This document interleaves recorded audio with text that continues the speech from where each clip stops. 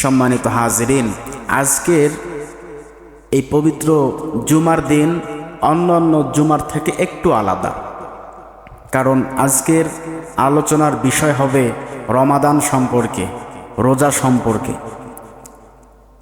এই সামনে আমাদের রমাদান, কালকে বাদ পরশুদিন থেকে আমাদের রোজা শুরু, ঠিক কি না? রোজা।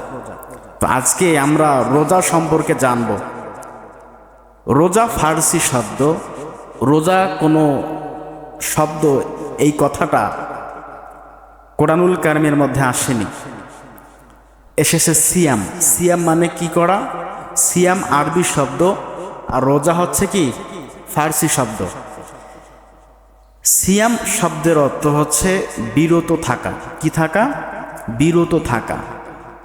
আল্লাহ পাক রব্বুল আলামিন সিয়াম সম্পর্কে আমাদেরকে বলেছেন, এই সিয়াম থাকতে হবে, সিয়াম রাখতে হবে। আল্লাহ পাকের এটা ঘোষণা, এটা ফরজ। এটা কি? ফরজ। যেমন আমাদের জন্য পবিত্র নামাজ, সালাত দিনে 5 বার আদায় করা কি ফরজ? ফরজ। প্রাপ্তবয়স্ক হলে বিবাহ করা ফরজ। নিসাব পরিমাণ সম্পদের মালিক হলে হজে যাওয়া ফরজ, ঠিক কিনা? ফরজ।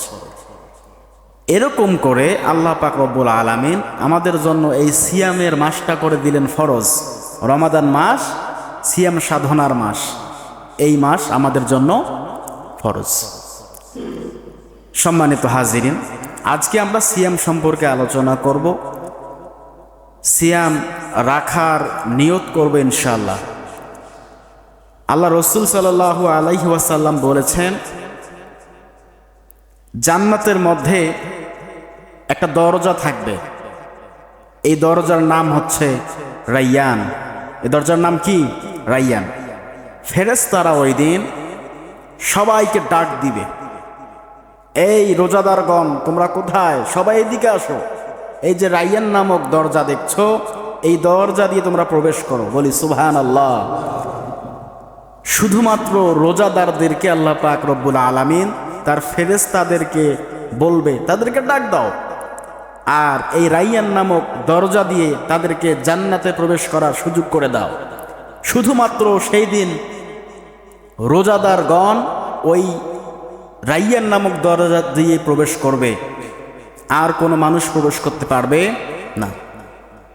আল্লাহ রসুল সাল্লাল্লাহু আলাইহি ওয়াসাল্লাম হাদিসের মধ্যে বলেছেন, আল্লাহ পাক রব্বুল আলামিন বলেন, রোজা আমার জন্য।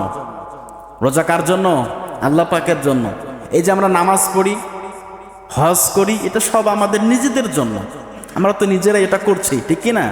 দান করছি নিজের জন্য, সাদাকা করছি নিজের জন্য, খরচ করছি নিজের জন্য, সব কিছু আমাদের নিজের জন্য। শুধুমাত্র কেবলমাত্র রোজা, রমাদান, আল্লাহ রসুল বলেছেন এই রোজা শুধুমাত্র আল্লাহ পাকের জন্য। এবং আল্লাহ পাক বলেছেন, এই সিয়াম সাধনাকারীর প্রতিদান আমি আল্লাহ পাক রব্বুল আলামিন নিজ হাতেই তাকে দান করব। বলি সুবহানাল্লাহ।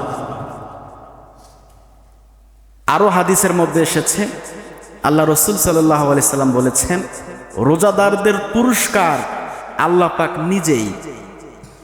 রোজাদারদের পুরস্কার কি? আল্লাহ পাক নিজেই। আল্লাহ পাক যদি কারোর জন্য হয়ে যায়, তার কি আর কোনো চিন্তা থাকবে? কোনো চিন্তা থাকবে না।